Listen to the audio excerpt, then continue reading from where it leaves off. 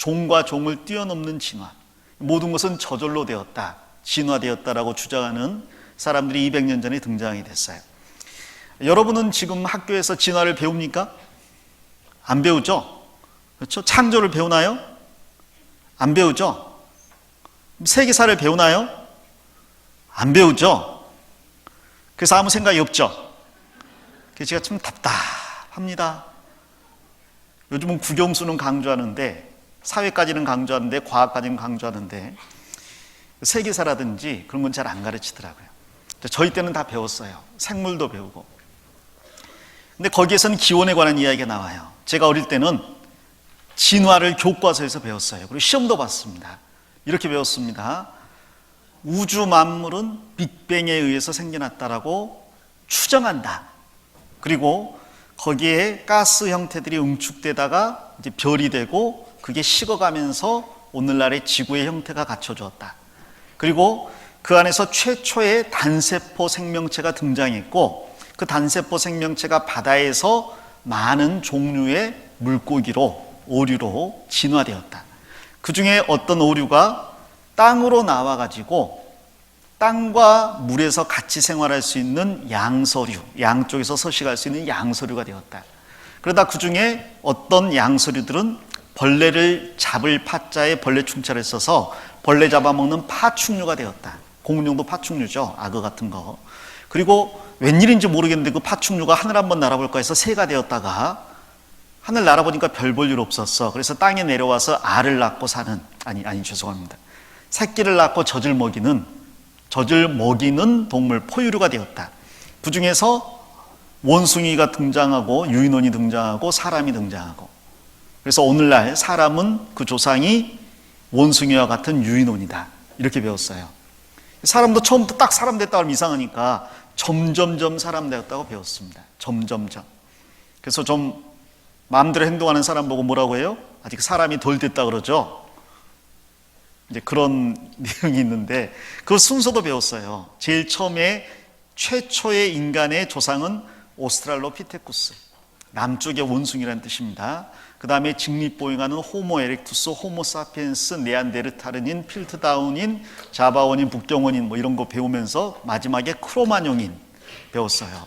그래서 현생 인류가 출현한 건 100만 년쯤 전인데, 지금과 같은 동일한 그 인간이 최초에 등장한 것은 100만 년쯤 전인데 지금과 같은 인간은 한 1, 2만 년 전에 출현한 것으로 이야기를 하더라고요. 저는 그거 어릴 때 시험 본다고 해서 많이 외웠어요. 지금 잘 안 배우잖아요. 왜 안 배우느냐? 제가 어릴 때만 해도 그게 사실인 줄 알았는데 한 3, 40년 지나니까 과학자들이 연구를 하면 할수록 인간과 원숭이가 같은 조상을 가졌다는 증거가 없는 거예요. 인간과 원숭이의 중간 단계 화석도 없는 거예요. 그리고 종과 종의 진화도 없는 거예요. 연구하면 연구할수록 진화의 증거가 나오는 게 아니라 창조의 증거가 더 많이 나오는 겁니다. 진화라는 것은 전혀 근거가 없는 거라는 게 계속 공부하는 가운데 밝혀지는 거예요. 그래서 미국에서는 과거의 진화론을 전혀 안 가르치다가 1950년대 진화론을 잠깐 가르치다가 80년대 되면서 진화론을 안 가르치다가 지금은 아예 진화론을 교과 과목에서 삭제해버렸습니다. 인간이 진화된 것은 어떤 증거도 없기 때문에. 우리나라는 미국 교과서 가져와서 그대로 썼거든요. 그러니까 50년대 미 군정 당시에 미국 교과서를 가져왔기 때문에 진화론이 교과서에 등재가 돼 있었어요. 근데 미국 교과서는 그 당시에도 진화와 창조가 같이 나와 있었거든요. 근데 우리나라 교과서는 진화는 그대로 옮겼었는데 창조를 쓸 수는 없었어요. 왜? 그때 당시 우리나라는 불교 국가, 유교 국가였지 기독교 국가가 아니었습니다. 그래서 불교, 유교가 대부분인데 거기에다가 창조를 기록하게 되면 불교도 유교도들이 반발할 거 아니에요. 그래서 창조는 빼버리고 진화만 기록을 한 거예요. 근데 시간이 지나면서 진화의 기록들이 다 거짓이거나 잘못된 것이라는 게 밝혀지니까 미국에서는 진화를 빼버리는데 우리나라는 그거 빼면 창조를 써야 되는데 쓸 수가 없잖아요, 여전히. 그래서 고민하면서 진화론을 계속 버리지도 못하고 또 확실한 사실이라고 가르치지도 못하고 어정쩡한 상태에 있었습니다. 우리나라 많은 학자들이 창조론도 교과서에 같이 실어야 된다. 근데 여전히 불교도나 유교도의 반대로 못 실었어요. 지금은 이제 아예 둘 다 가르치지 말자. 그래서 안 가르치는 그런 교과서도 있고, 여전히 진화를 조금 일부라도 실어놓은 그런 교과서도 있을 겁니다. 자, 분명한 것은 진화는 뒷받침할 수 있는 증거나 어떤 화석 자료가 전혀 없다는 거죠. 여러분이 생각해 보세요. 과연 그게 가능한 일일지. 진화를 안 배웠다고 하니까, 자, 봅시다. 이게 과연 가능할까? 우리의 친구 심슨께서 잘 알려줄 겁니다. 단세포 생물이에요.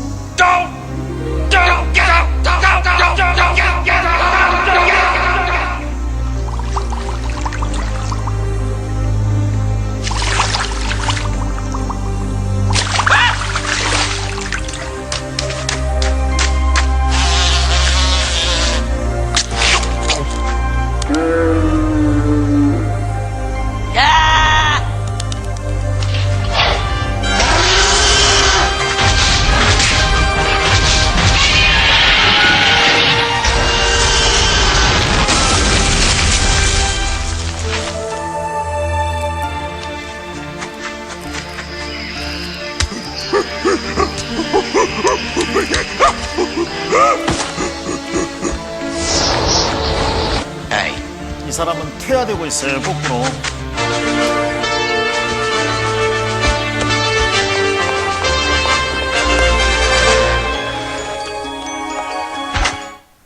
이게 가능할까요? 이런 일이?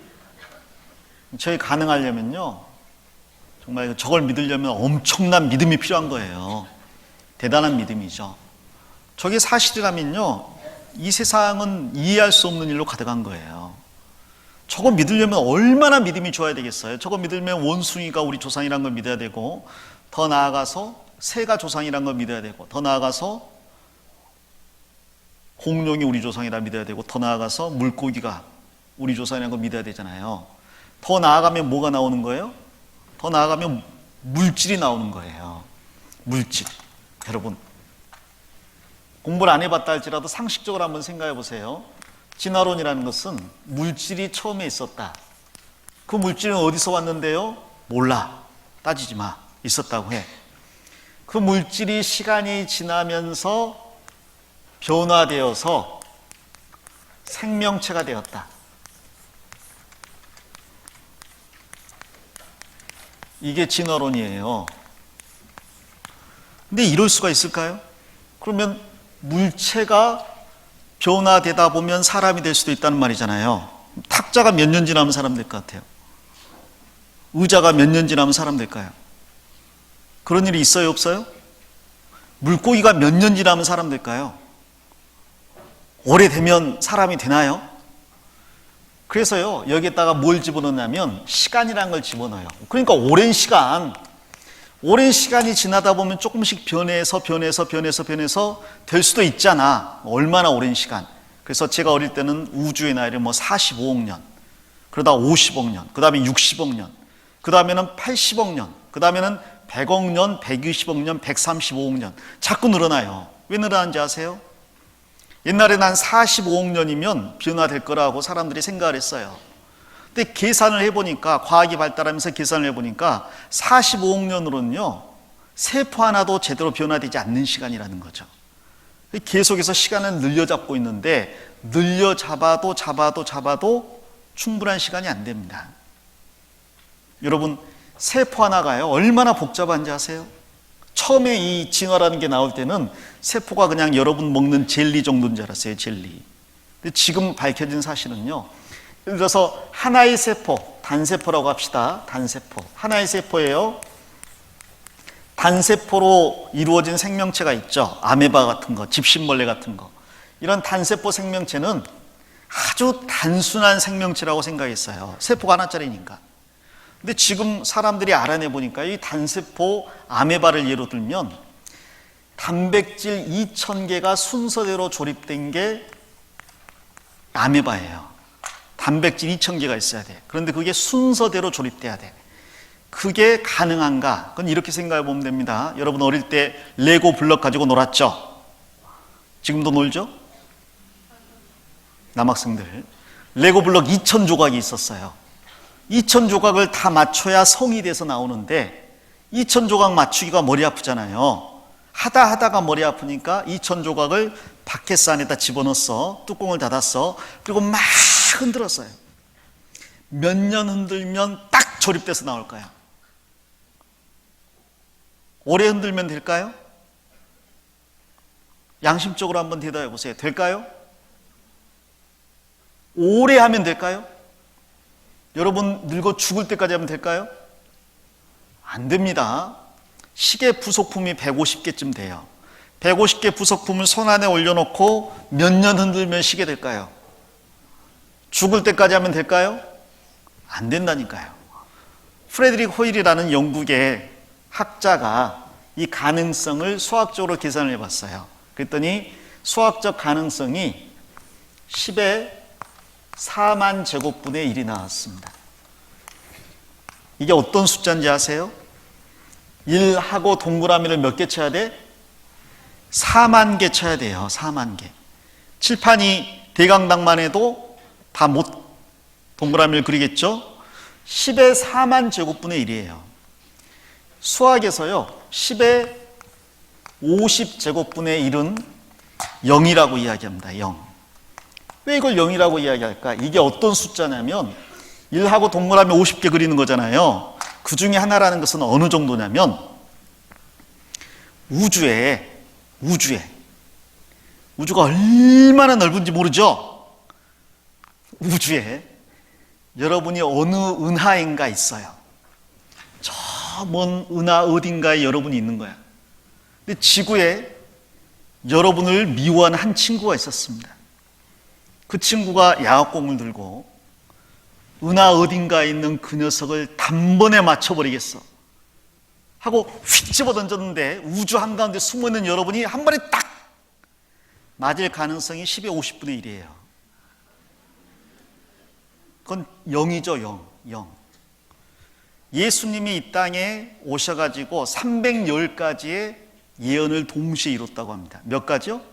310가지. 예수님에 관한 예언이 310가지가 있었어요.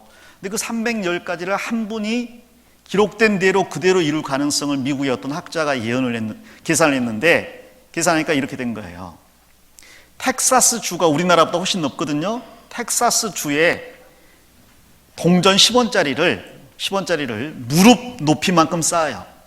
무릎 높이만큼. 텍사스 주 전체를 깔 수가 있는 거야. 10원짜리로 텍사스 주를 다 깔아. 그 동전 한 개에다가 X 표시를 해놨어요. 그리고 헬리콥터를 타고 지나가면서 바늘을 휙 던졌는데 한 번에 탁 맞을 가능성이 310가지의 예언을 동시에 이룰 가능성이에요. 그러니까 여러분이 생각하는 것 이상으로 가능성이 낮다는 거죠.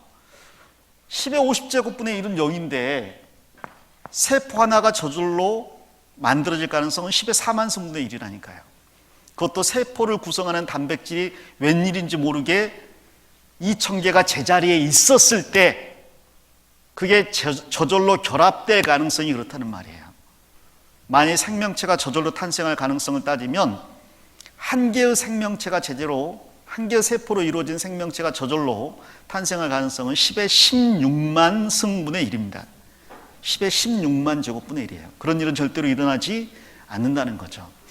아무리 오랜 시간이 지나도 물고기는 물고기고 악어는 악어지 물고기가 악어 되었다가 새가 되었다가 개가 되었다가 사람이 되었다가 그럴 수는 없는 거예요. 콩 심으면 뭐가 나와요? 팥 심으면, 원숭이 심으면, 사람 심으면 사람 나옵니다.